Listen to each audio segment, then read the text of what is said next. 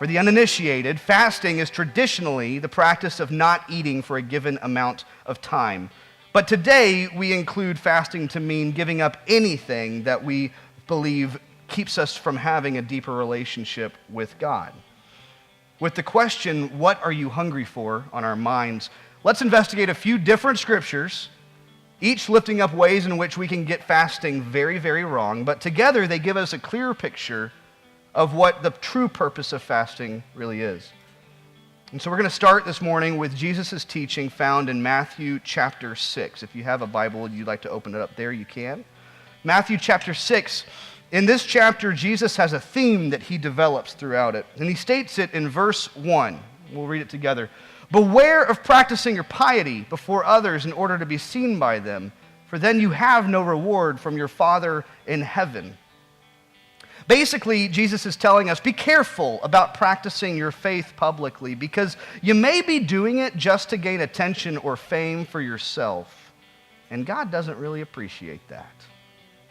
Jesus extends this theme into three main areas: giving money to the poor, prayer, and fasting.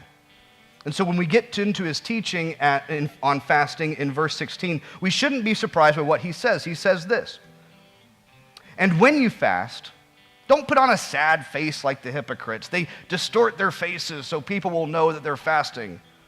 I assure you that they have their reward.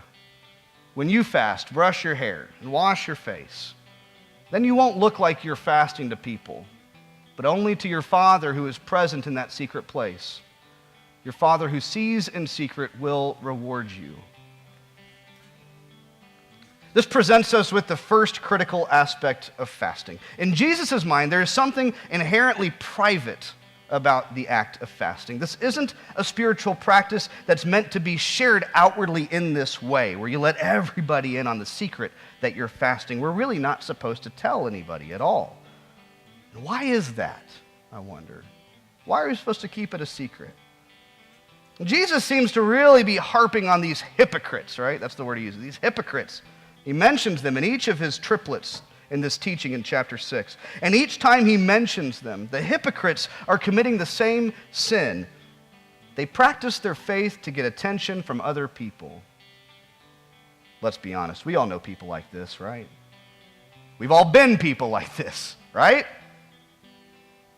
Church, we're going to be honest this morning. We've all been people like this, right? We are all this way at times. Maybe not in terms of our faith, but we certainly commit the sin of the hypocrites from time to time. How often do you do things so that other people will like you, or appreciate you, or notice you, or love you?